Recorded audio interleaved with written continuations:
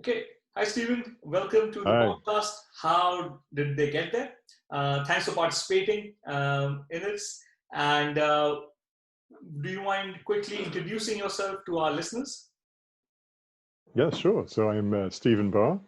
I'm an engineer by training, and I've spent most of my life as an advisor, working with relatively few employers, but countless customers, including the last 5-6 years or so, particular focus in the manufacturing sector. Mm-hmm.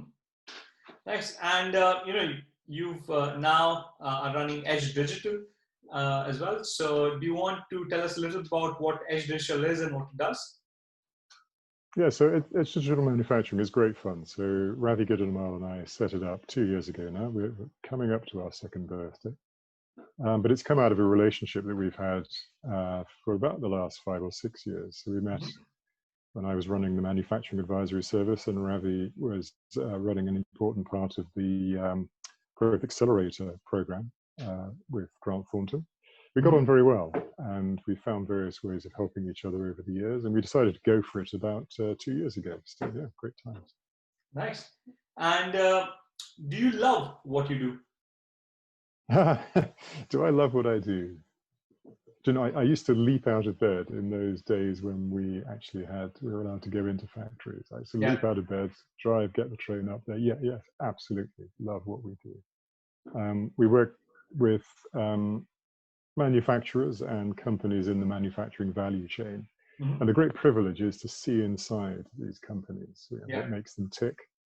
We got used to having video tours of factories in these lockdown times, but we're still rather desperate to get back into the factories. And the reason is it's just fantastic to get working closely with people. I was going to say face to face, of course we can't do that anymore, but working closely with them, understanding how we can help them to improve what they do. So it's very collaborative, and yeah, we get a big buzz out of that. Nice. So, you've been through different job roles and you started your own venture. Was there anything specific that led to you guys deciding to start this venture? I think there's an opportunity in the market. So government had got very interested in digital technologies, and we saw this coming 5, possibly even longer ago than that, 5 years ago. So there was something going on in the market that we felt we had something very particular that we could do to help. So Ravi and I run Edge Digital Manufacturing, but we do it with a group of really, really good partners, not employees, but partners that we turn to and work very closely with us, but also, perhaps even more importantly, a wider network of people who are real deep dive experts in technologies and aspects of manufacturing businesses as well. So we can work with them to find ways that we can help manufacturing companies of all sizes to do what they need to do. Whatever their issue is, we can find ways to help. So Ravi and I take a consultative coaching approach, you might say. We listen. And we find the things that are going to help them overcome their problems and achieve their ambitions. So it's a collaboration, and we bring in partners who are much more expert than we are in certain technologies. We know enough, but we know better to go and find the real experts. That's really fascinating because, I think you're speaking about this in another interview about how manufacturing in UK, even though it's the 9th largest in the world, then yet it's so understated in this country so it's great to see a company like yours helping them as well. And you've been, Sorry. So I was saying that you've been in manufacturing for quite some time, right? Through different career paths. And is there anything specific that attracted you to be in the manufacturing domain? Recognizing the importance of manufacturing has made it more attractive, I suppose. It's always good to know that you're at the heart of British industry and the things that are making a difference to people's lives. I got into this. I started as a civil engineer. I was working on bridges, roads, irrigation schemes, but the engineered products that went into those things are really vital for making them efficient, for making the construction itself easy. So you realize how influential manufacturing is. I love building stuff myself. I've inherited a lot of my dad's tools, if not quite his skills. So I've spent my lifetime really fiddling with stuff and being really interested in design and making new products. So it seems a very natural thing to me. Great. And through the career span that you've had so far, and you've been in doing jobs, creating your own ventures, did you have to, change and learn yourself quite a lot to actually fit into those roles? I think this is a really tough question. So I've spent my life innovating. I don't like standing still personally. I'm always looking to do things differently, do things better, whether I do or not, for other people to answer. But I think I've probably thought for most of my career that change is the thing. What people need to do is change. But actually, moving to a small company, to answer your question. So Edge Digital Manufacturing is still a small company. And as part of that, of course, with Ravi, we now have full responsibility for the success of that business and for our few employees and our larger number of partners.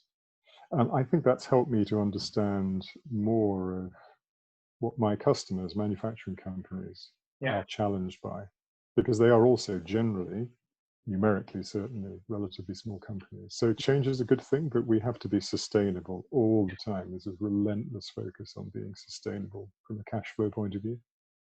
So that's been quite a change of mindset, I would say, having come from big consulting firms previously. And you've seen this through your changing role as well.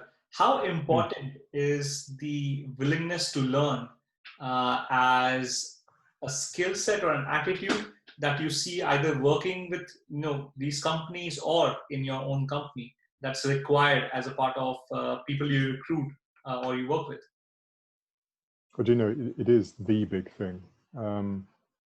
Sometimes use the phrase a learning journey, but more specifically, it's just recognizing that it's a much better way of solving problems if you can learn from other people and with other people. So the whole approach that we have is around collaboration. And frankly, that's kind of what I've been moving towards for the last sort of 10 years or so. I even did a very long PhD in looking at ways of collaborating more effectively. And it came out of my experience in the construction sector, where collaboration was not a good thing. Very adversarial roles between different contractors and customers for major projects. So at the time, it was a huge challenge for the construction sector. And I got really interested in how we could do things better. So collaboration, learning together is absolutely fundamental to dealing with the kinds of problems that we're seeing in the manufacturing sector now, as well as in other sectors. Great. So moving on to our next section, is there any one book that you've given most as a gift, or any 1 to 3 books that have had the most influence on you? Do you know, I tend not to give books. Rather, I would give papers, I would give articles.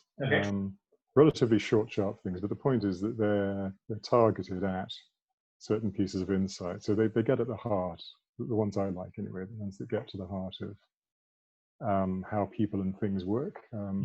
McKinsey Digital is a big favorite at the moment, because there's some really good insight that they've got from surveying a fairly large number of business leaders and workers in industry as well.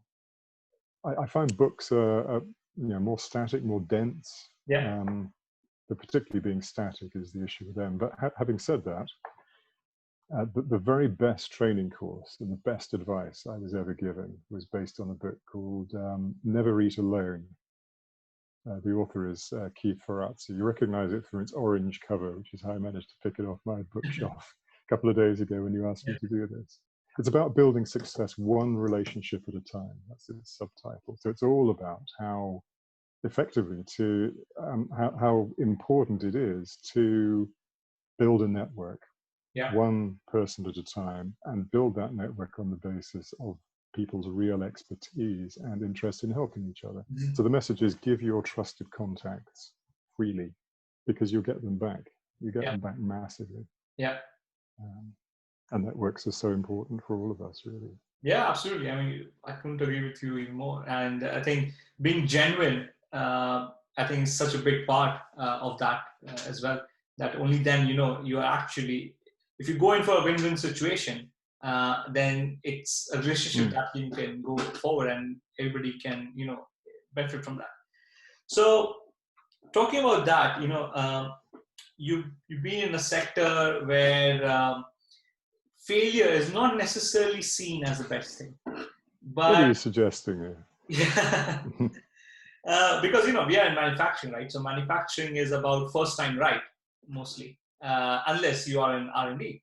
But through your personal experiences, is there any failure or an apparent failure that has set you up for a later success, or do you have any favorite failures of yours? Favorite failures? Now, there's a question. I mean, coming from a big consultancy background, as I did, I was with my first company for 20 years, Holker Group, and then PA Consulting for 7 years. The way those companies work and the way I worked was to go after big companies, big clients, I should say, and big fees that go with them. It only takes 1 or 2 failures of winning those clients.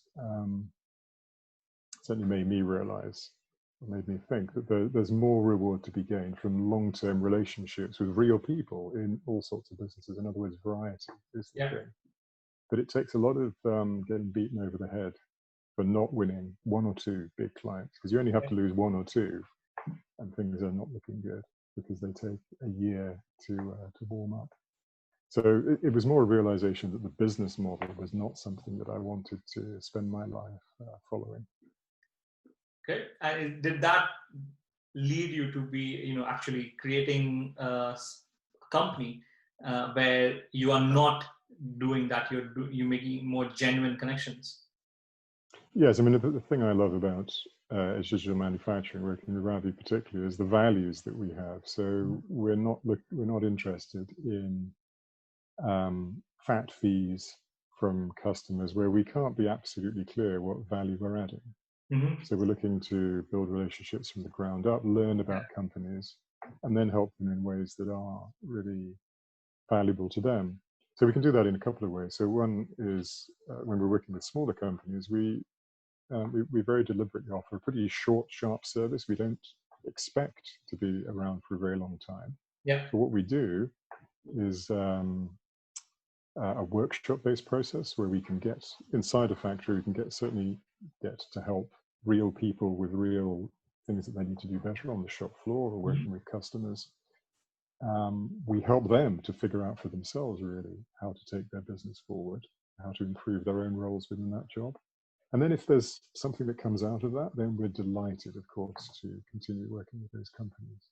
But we don't go in there to attach ourselves permanently. Rather to find out where we can have best effect and the best relationships going forward.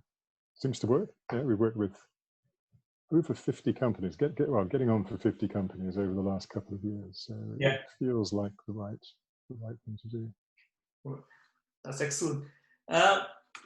So now jumping into, is there any unusual habit or an absurd habit that you love? No.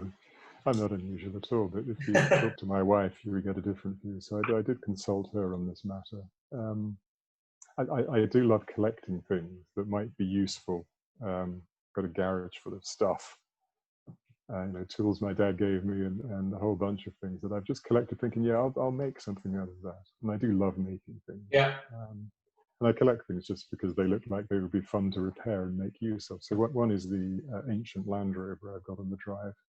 It hasn't actually moved in 6 months, so it's very eco-friendly, you understand, eco-friendly Land Rover.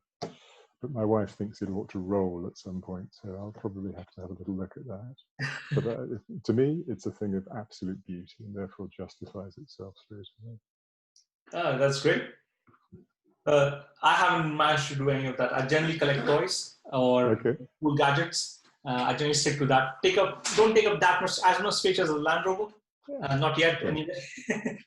I hear some self-justifying coming on here. Well, your Yeah, wife probably exactly. worries about the shelf space or something. Yeah.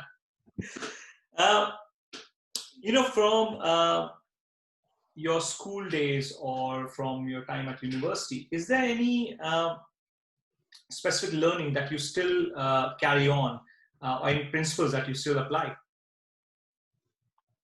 Good question. So I've certainly found that learning on the job has been more powerful than learning any things I picked up at school. Mm-hmm. School proves you can think, and that's a good thing to fall back on. We all need to have that confidence that we can do sums, that we can write, that we can communicate. Yeah. But jobs force you to think about other people and what will help them to succeed. So as an advisor, working with companies as I do, it's other people who pay the bills. It's other people who have the real knowledge of how their business works. Yeah. That's not something you can learn in school. So the secret I found, certainly the things I've enjoyed doing, are working out how to work with other people to help them be successful. And I think, it really does mean that universities and schools are, in a sense, teaching the wrong stuff. They're not teaching about relationships anywhere near as much as they're teaching about technologies and expertise. There's a need to rebalance things, I would suggest, between education and on-the-job training.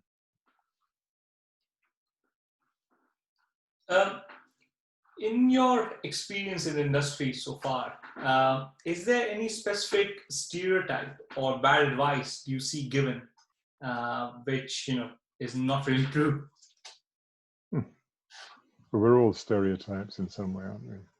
I need to be a bit careful what I say here. But there is, I have to say, I don't know many people like this, but there is a stereotype, and I saw it in the construction sector as well, of retired industry leaders trotting out the legends, if you like, of what's worked in one circumstance in one place. So we used to, in the construction sector, we used to talk about former utility directors, FUDs, who would come out of a particular business. They would, rather than go into retirement, they'd go into consultancy. Mm-hmm. And they're good at that job, that specific job, but they're not good really at listening to other people, learning from other businesses. And I think, these days, if people like me are going to be helpful to other businesses, we've got to listen far more than pontificate about what we've learned from a particular circumstance. That learning is important, but the solution to a new customer's problem is not going to be exactly the same as some other customer's problem. Mm-hmm. Yeah, so that's a stereotype I think we all just need to be careful to avoid. Yeah, that's interesting, I haven't seen that. I mean, I've seen a lot of commonalities coming out between sectors, and especially in the problems they face. But you're absolutely true in terms of you cannot copy and paste and apply the same solution across different scenarios. A lot of them has to be tailor-made, right? Yes, and it's back to your point earlier on that learning is the most important thing, really. That interest in finding out, doing innovative things, talking with people who have interesting perspectives. Yeah, and I don't think that happens as much as should be as well, because cross collaboration can create so many opportunities for so many people. Right? Yeah. So you have busy days even during time of COVID. You are in Zoom meetings, you are doing sessions with customers, or before COVID you were on site and traveling as well. Do you ever feel overwhelmed or unfocused? And if you do, is there anything specific that you do to bring that focus back in? Well, I think all of us suffer from periods where we feel the pressure of work or the distractions, let's say, of other things that need to be done, calls piling up, whatever it needs to be. But I think for me, a good sort of stress release is always to have something else to do that is quite challenging, and the important thing is needs full focus. Cycling is one of those. I love cycling, but the challenge of those is going off and finding a new route or something. For me, it's been one of the joys of lockdown is cycling around routes. Within a 10-mile radius of my house, I might do a 20-mile 30-kilometer cycle ride. But the challenge of finding a new route has been really quite interesting. It needs to be something that I can do with my bare hands without anybody else needing to help, and ideally done in stages as well. So having something like that has been very useful. I'm trying to build more of that into my schedule without wandering into my garage too often, because I'd never manage if I walked in there. And knowing what you know today, if you had the opportunity to give any advice to your younger self, what would that be? One or two obvious things. So don't be scared Mm-hmm. to try something new and talk with new people. I mean, in the early days of my career, I'm a trainee engineer, so I felt the need to be the best, the most knowledgeable, the most capable at designing, and so on. You could do that kind of thing very privately.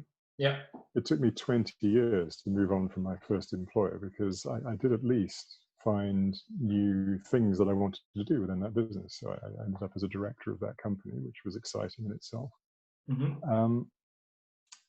I never looked back when I left that employer, but I kept in touch with the inspirational people there. And that's the key thing, to find good people and to be constantly looking for other good people to work with. And eventually that took me out of my first employer and made me realize that there's a big wide world out there. So never be scared to try something new and find new people. And I think that's great advice. During the time of COVID at the moment, there are students who are graduating and there are people who are being laid off, and they will need to reskill or pivot their careers. Is there any advice that you would first give a graduate who was going to enter your domain, and then a professional who is looking to pivot or upskill themselves to get into manufacturing domain? So let's talk about the graduates. So I was really fortunate in my early career, and actually through quite a long part of it as well, to have excellent mentors, really inspirational people. It was only one or two I'd say, who kind of took me under their wing in a way. So finding an excellent mentor is probably the best piece of advice, I think. And the key thing is to help them to help you by giving back to them. So for example, one of the people I work with most closely was dyslexic. So he relied on me to translate his ideas effectively.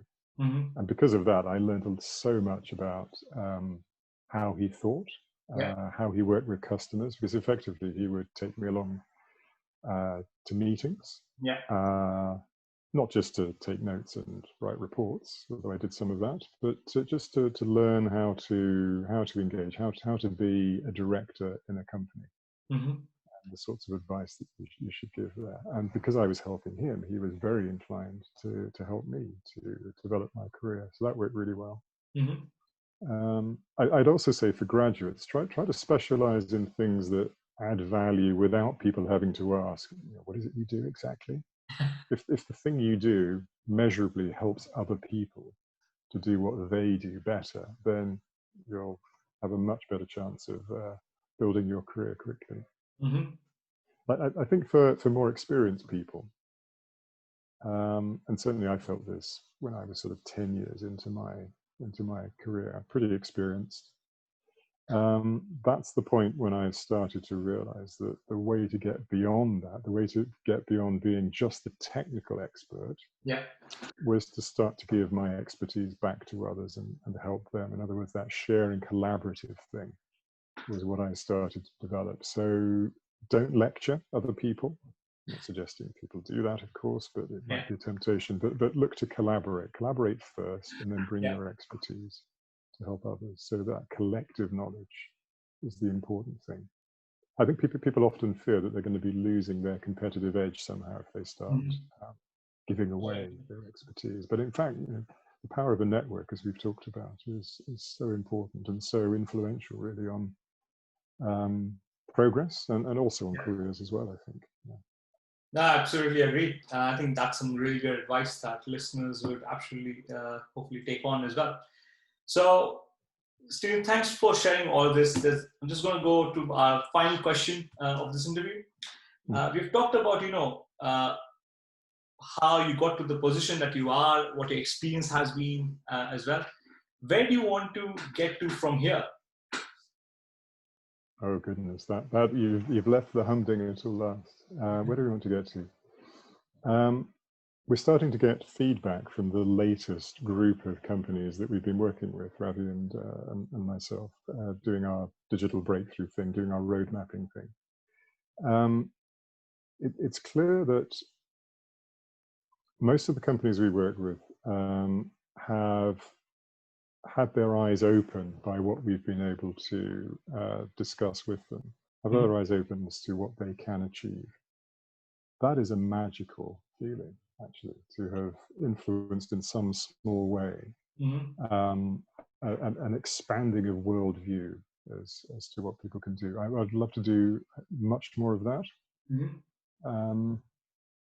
I might sometimes think of retiring in 10, 15 years time. Actually, right now, I'm not thinking of that at all. I'm thinking about how we can get in front of more companies, more people with that sort of need to see what their own potential, their own possibilities are. So I'd be entirely happy to do more of that, and to bring more people into Edge Digital to help expand the footprint that we have, because it's such a rewarding business. Yeah. Thanks, Steven. I think that's been really great, and I think those have been some really insightful, experiences and things that you have shared. I'm sure the listeners are really going to enjoy this. Before we end, are there any last words you want to share? Well, I need to thank you for making me leave my notes upstairs. I've made this all up off the top of my head. So that was a good thing. Well done. No, thanks for that, and thanks for coming on the show. Hey listeners, hope you enjoyed the episode. Would love to hear your feedback in the comments section, and if you enjoyed it, please subscribe.